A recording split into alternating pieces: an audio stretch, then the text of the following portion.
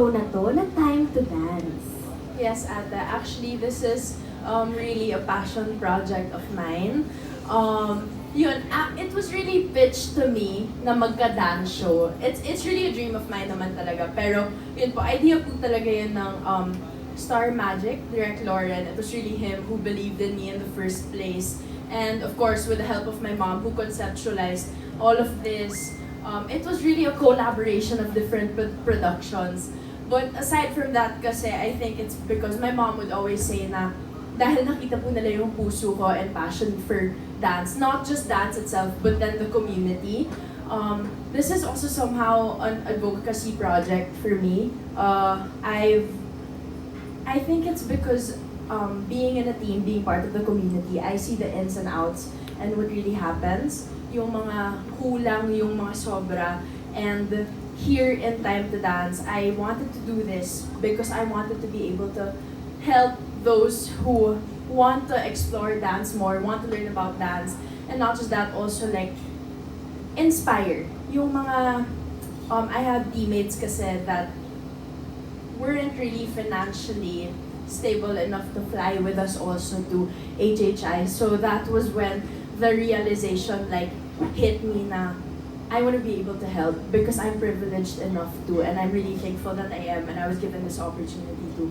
So, yun, it's really, nabuo siya because of the heart and passion na nakita rin sa akin ni Direct Lauren and my mom. Ang ganda no, na you're aware of how blessed you are and you're willing to share it to everyone else also, di ba? Ang ganda. And totoo yun, ang mga hindi alam na struggles ng mga tao sa dancers. Ako kasi bilang laking UAAP rin, kapag mga cheer dance or pag may mga street dance competitions, yung mga abroad na competitions, tapos ang saya-saya natin, kailangan i-represent Philippines, pero walang funding, Yes.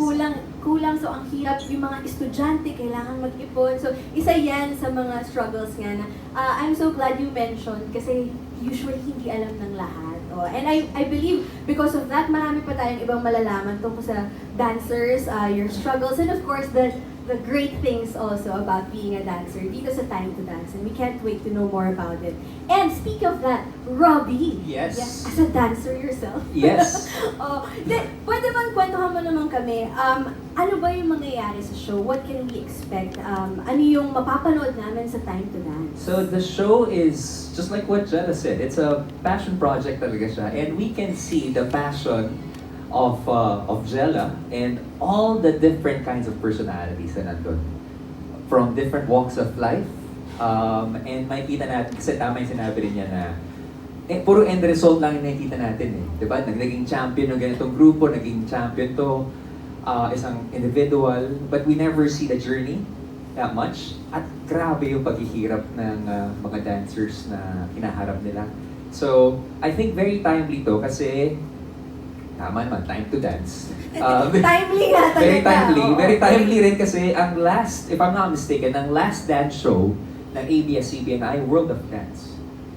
World of Yes. Dance, and then there was Your Moment also, which Your had Moment, which I singing and dancing. Pero yung purely dancing was World of Dance.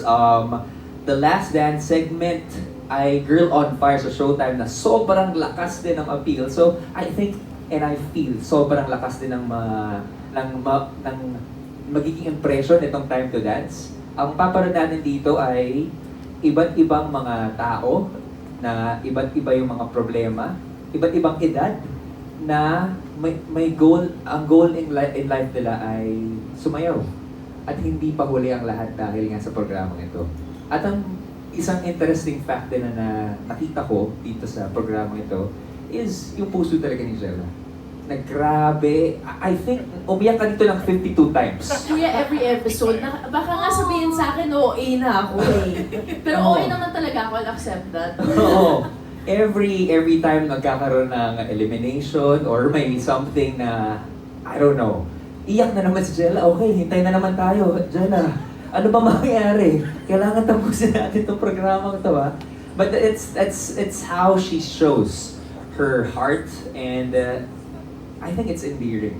So, ang galing lang ng programa. Passion project nga kasi talaga. Yeah. So talagang yung attack sa heart napakalalim. Oo. So you've talked talked about yung maging kwento ng mga kasama na dance contenders natin.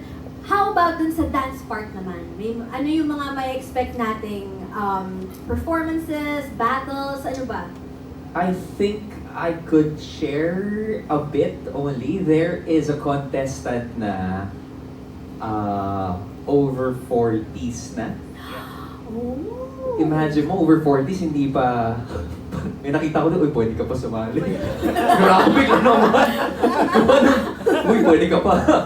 Merong contestant doon na differently abled. Oh, wow! And may mga... Sobrang inclusive. So, grabe yung inclusivity dito sa programang ito. Siyempre, may mga stuff na hindi namin pwedeng sabihin pa. May mga battles silang kinakaharap sa sarili nila. Okay.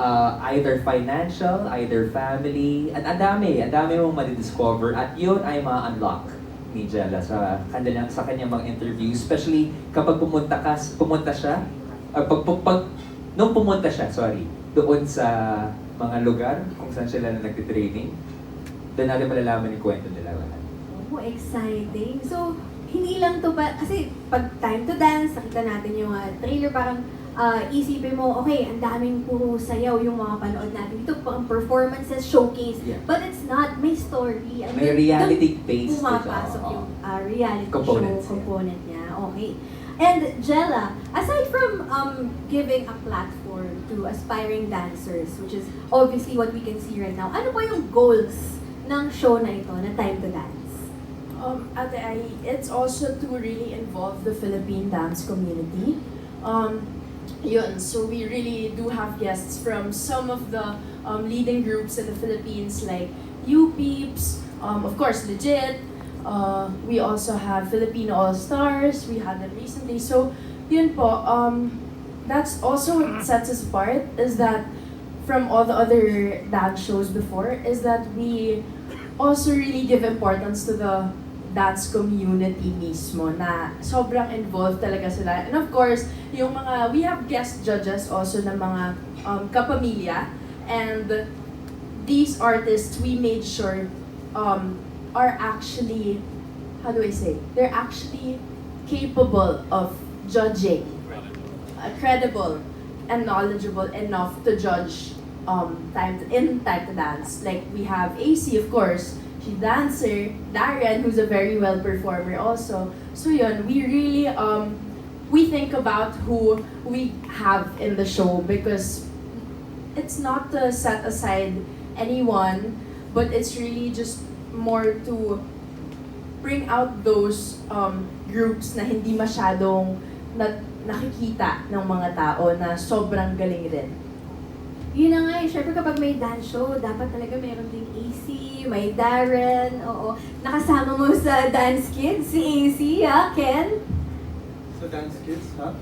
Iba. Ay, kinakalimutan mo na pala yun. World of Dance. Ba? World of Yeah, Dance. World of Dance. World of Dance ka World of pala, hindi Dance. pala Dance Kids. Oo. Yeah, so, ikaw naman, Ken, like, ano yung masasabi mo dito sa Time to Dance, since you also came from a dance competition?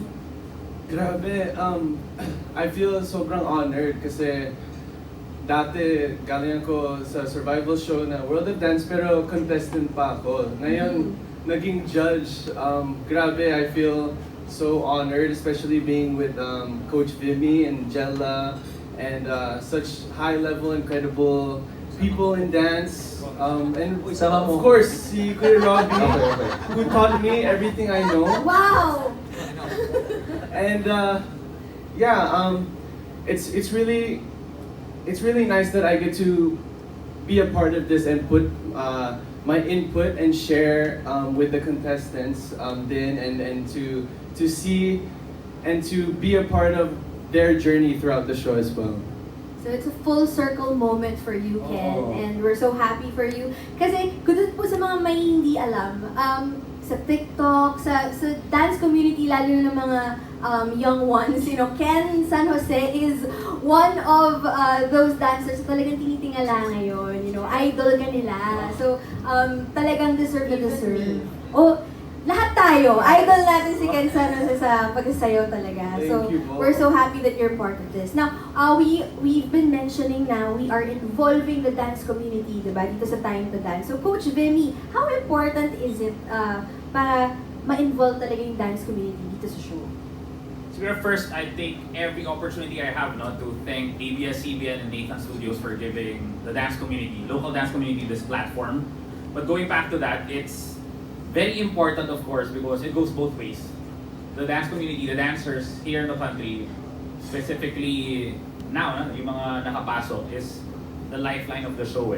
And given this platform, it's very important also to bridge the gap between the TV and or commercial industry with the local dance community. Kasi before, it has improved leaps and bounds na the understanding of the art, street dance specifically, yung mas madalas na makikita sa show compared to maybe a decade ago, years back, iba na. So I'm not here claiming na para lang may improve na point, no? Kasi I'm very grateful also na nagkaroon na talaga ng understanding and better respect to the dance community and to the dancers. But for this show specifically, I really appreciate the fact na talagang nagkaroon ng intention. Of course, I'm here also as part of that, to bridge, because I'm from the dance community. But also, as a whole, we have so many groups that has given the country so much honor and pride, winning abroad. But even beyond that, the different dance movements na very, very consistent for so many years, nagkakaroon ng opportunity to be showcased. So, it's not just a dance competition or survival dance competition na ang focus lang is kung sino yung pinakamagaling and kung sino yung mga kasali. But at the same time, with that, antabay rin, nakakabit din yung buong, we're trying our best na at least we get to showcase the whole dance community para makita rin ng general public what we're about and kung gaano talaga kataas yung the art form, the respect for the art form, and the hours and hours that we give and to really improving our skills. So, yun ang masasabi ko. Spoken like a true prime mover in the dance community. College pa lang ako, matunog na yung pangalan Ako, prime pa lang Coach ako. Vimy. Tinanong ko yung student number 1, hindi nagkakalayo. Pero aside from Coach Vimy, may iba pang big names in the dance community na kasama dito. Jella, would you like to tell us about the coaches as well? Yes, so we had Coach Chips Beltran, who was My classmates. So ito na, nagka-expose na talaga tayo ng edad. Oo. and then we also had Coach Lema Diaz last time, who is the coach of Philippine All-Stars. Yes. There you go. Okay. Oh, So, and we also had Coach Jobel Dairit. Yeah, who is the founder of The Grind. So talagang in-involve talaga yung dance community natin, especially the coaches as well. So we know na talagang mag-guide ng maayos yung ating dance contenders dito sa Time to Dance. Okay, now, let's talk about yung kung paano manalo dito sa Time to Dance. Ano ba yung hinahanap natin para sa ating Time to Dance champion? Ikaw, Coach Vimy? Kasi ko muna eh. Robbie. Sabihin ko ba? Coach Vimy. I think for all the technicals, syempre. Well, of course, you have to be the best at what you do. It's still a competition. So we're looking for, out of all the auditionees that made it through, eventually, there's only one winner. So the technicality of it, of course, you need to be really skilled as a dancer. You have to be creative. But on top of that also, kailangan very competitive ka because it's gonna be a long journey and you can be the most creative, you can be the most skilled, but if your endurance and your fighting spirit is medyo shaky, hindi ka tatagal because there will always be pressure. And pressure is good, it helps us grow as long as you embrace that.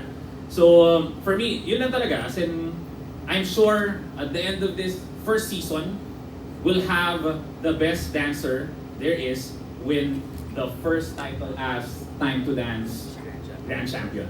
If I may add din, Sure. kasi dance is not just movement so they need to be skilled in performing kasi a lot of people will be watching them. So is as a performer, you need to know how to use your not only your moves, pero your emotion to be able to tell a story that everybody will be able to connect and be impacted by. Yes. Facial expressions, napakahalaga nun. Di ba, Robbie? Ako puro facial expression. Kaya mo yung kong part gawin. na yun, di ba? Oo, Kaya if I mo. may add, yun Yes. lang. Yes, pero sobrang excited na kaming lahat for Time to Dance. And to make us even more excited, mapapanood na po natin ngayon ang Time to Dance AVP! Let's all watch this!